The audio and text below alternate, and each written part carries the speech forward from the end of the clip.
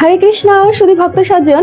তা এই যে বৈশাখ মাস জ্যৈষ্ঠ মাস চলে গেল, তা আপনারা কি ভগবানকে চিরা দধি বা আম কাঁঠাল মিষ্টি এগুলো অর্পণ করেছেন? যদি না করে থাকেন তাহলে আসছে এক মহিমান্বিত তিথি, অর্থাৎ পানিহাটি চিরা দধি মহোৎসব।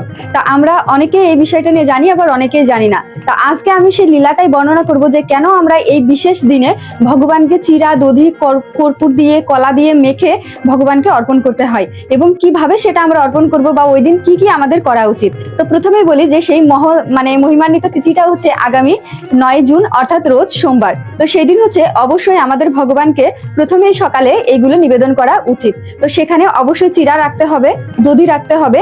মেন এই উৎসবের নামে কিন্তু পানিহাটি চিরা দধি উৎসব। তো প্রথমেই হচ্ছে দই চিরা, তারপরে আম কাঁঠাল কলা, এছাড়া আমাদের সিজনাল যে ফলগুলো আছে সেই ফলগুলো আমরা ভগবানকে অর্পণ করতে পারি, এবং শুধুমাত্র ভগবানকেই অর্পণ নয়, সেগুলো ভক্তদের মাঝে বিতরণ করতে পারি। এখন এই পানিহাটি চিরা দধি উৎসবটা কিভাবে সূচনা হলো সেটাই হচ্ছে আজকে আমরা আলোচনা করব। তো প্রথমেই সেটা ঘটেছে কিন্তু আমাদের কলিযুগে, অর্থাৎ আপনারা অনেকেই কিন্তু পানিহাটি জায়গাটা চিনেন, অর্থাৎ ভারতের একটা বিখ্যাত ধাম। আমরা জানি নিত্যানন্দ মহাপ্রভু সেখানে লীলা করেছেন। তো সেই জায়গাটা কিন্তু এখনো আছে, যারা নবদ্বীপ পরিক্রমা দেন তারা কিন্তু সেখানে যান।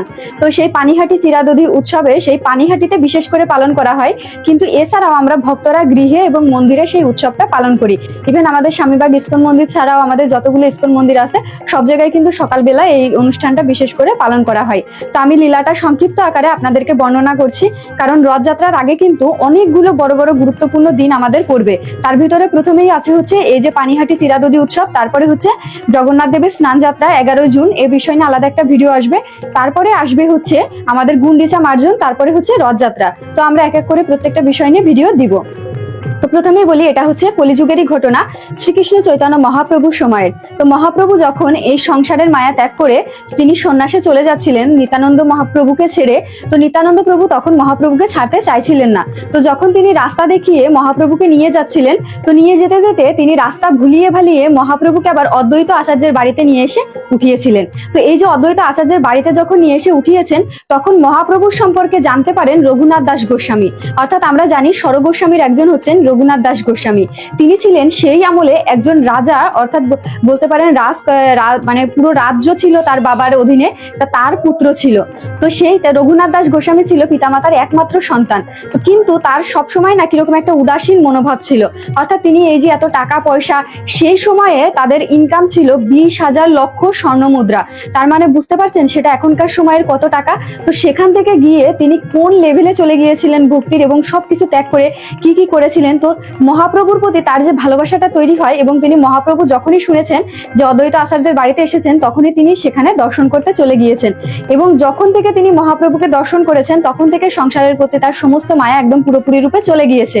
তো তখন তার পিতামাতা আরো বেশি চিন্তিত হয়ে পড়ে, এবং এত বেশি তার উদাসীনতা দেখে একজন সুন্দরী কন্যা দেখে তার সাথে রঘুনাথ দাস গোস্বামীর বিবাহ দিয়ে দেয়। তো এই যে বিবাহ দেওয়ার পরে রঘুনাথ দাস গোস্বামী আরো বেশি উদাসীন হয়ে যায়, এবং তিনি পুরোপুরি প্রায় গৃহত্যাগী হয়ে যায়। অর্থাৎ তিনি কি করতেন, রাত হলে আর গৃহে ফিরতেন না, কারণ ওই যে গৃহে ফিরলে যদি তার স্ত্রীর কাছে যাওয়া লাগবে, তার স্ত্রীর সাথে থাকা লাগবে, স্ত্রীর সাথে কথা বলা লাগবে, সম্মুখীন হওয়া লাগবে, কারণ তিনি এই সংসার জীবনে আর আসতেই চান না।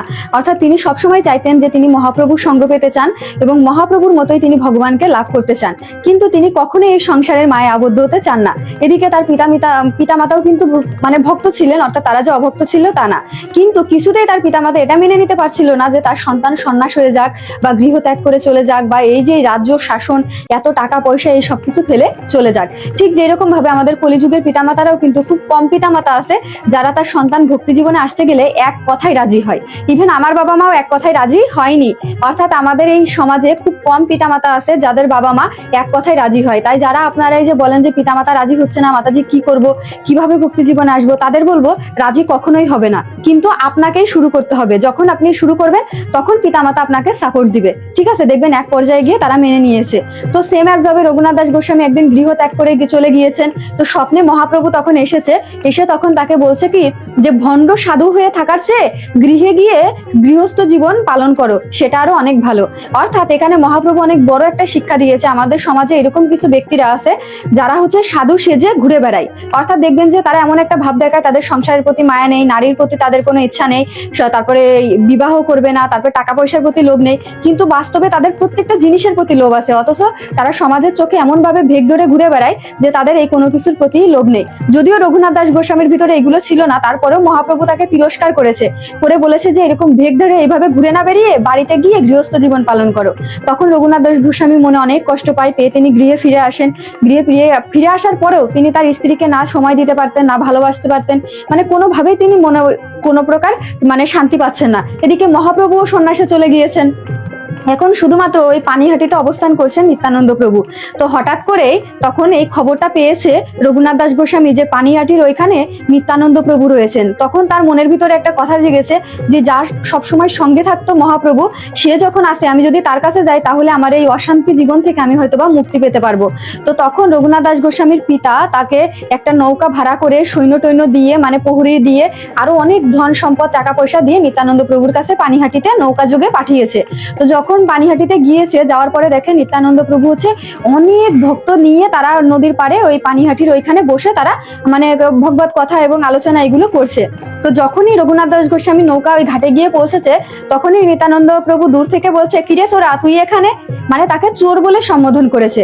তো যখন চোর বলে সম্বোধন করেছে তখন তো রঘুনাথ দাস গোস্বামী বলছে আমি কি চুরি করলাম যে আমাকে চোর বলে সম্বোধন করেছে।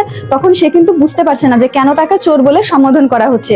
তো তখন রঘুনাথ দাস গোস্বামী গিয়েছে, তাকে প্রণাম জানিয়েছে। তখন নিত্যানন্দ প্রভু বলছে, তুই আমাকে ছাড়া মহাপ্রভুকে পেতে চেয়েছিলি।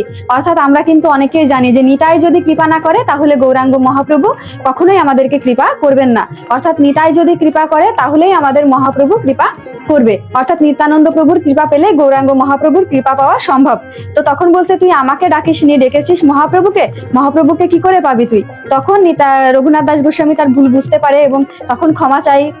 তখন নিত্যানন্দ প্রভু বলে, তোকে শাস্তি ভোগ করতে হবে। তো বলে, অবশ্যই আমি শাস্তি ভোগ করতে রাজি। তখন নিত্যানন্দ প্রভু রঘুনাথ দাস গোস্বামীর মস্তকে পদ রেখে বলে, তোকে শাস্তি ভোগ করতে হবে, এখানে যত ভক্ত আসবে সবাইকে চিরা দধি খাওয়াতে হবে, যত ভক্ত আসুক। তখন তো রঘুনাথ দাস গোস্বামী অনেক খুশি হয়ে গেছে, কারণ সে অলরেডি বাড়ি থেকে স্বর্ণ মুদ্রা অনেক টাকা পয়সা নিয়ে গেছে। তো সেইগুলো দিয়ে সে তখন ওইখানে বিশাল এক আয়োজন করেছে। এবার ওই আয়োজন ধীরে ধীরে সমস্ত এলাকায়, সমস্ত গ্রামের, সমস্ত জায়গায় ছড়িয়ে গেছে যে পানিহাটিতে চিরাদধি উৎসব হচ্ছে। সেখানে যারা ব্যবসায়ী ছিল, অর্থাৎ যারা দই চিরা বিক্রি করে, কর্পূর কলা ফল বিক্রি করে, তারা পর্যন্ত সেখানে আসতে শুরু করে এবং বিশাল বড় এক আয়োজন বসে। এবং সেখানে সবাই মানে নদীর ভিতরে পর্যন্ত দাঁড়িয়ে, এত ভক্ত হয়ে গেছে যে দাঁড়ানোর জায়গা নেই, কেউ গলা জলে দাঁড়িয়ে আছে, কেউ হাঁটু জলে, কেউ কোমর জলে, মানে বিভিন্ন লেভেলে ভক্তরা দাঁড়িয়ে আছে শুধুমাত্র একটু নিত্যানন্দ প্রভুর কাছ থেকে একটু চিরাদধি খাওয়ার জন্য। তো তখন ওইটা দেখে রঘুনাথ দাস গোস্বামী এত বেশি খুশি হয়ে গেছে যে সে খুশিতে মানে আত্মহারা হয়ে গেছে। তখন ওইখানে ধ্যান যোগে, আমরা কিন্তু জানি যে নিত্যানন্দ প্রভুর এতটাই ক্ষমতা ছিল যে মহাপ্রভু যেখানেই থাকুক না কেন সে ধ্যান যোগে মহাপ্রভুকে তার কাছে নিয়ে আসতে পারতো। তো তখন মহাপ্রভু সেখানে ভাবে বিভোর হয়ে ধ্যান যোগে মহাপ্রভুকে নিয়ে এসেছে এবং তিনি কি করছেন, সমস্ত ভক্তের প্লেট থেকে একদলা করে খাচ্ছেন আর মহাপ্রভুকে খাওয়াচ্ছে।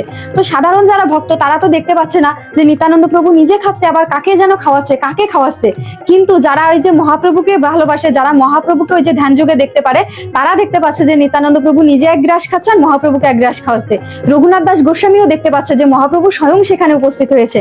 তো এইভাবে একটা বিশাল একটা আনন্দ মেলা তৈরি হয়ে যায় এবং তখন যত ব্যবসায়ীরা আসে সব ব্যবসায়ীদের কাছ থেকে কোনো দাম দর বাদ দিয়েই সমস্ত কিছু রঘুনাথ দাস গোস্বামী কিনে নেয় এবং ব্যবসায়ীদেরকে ওখানে বসে পেট ভরে সেই চিরাদধি খাওয়ায়। তাই এই দিন আপনারা চাইলে অবশ্যই মন্দিরে মানে অর্থ দিয়ে দিতে পারেন এটার ব্যাপারে, বা আপনারা মন্দিরে চিরাদধি কিনে দিতে পারেন, আম ফলমূল যেগুলো পাওয়া যায় এগুলো কিনে দিতে পারেন।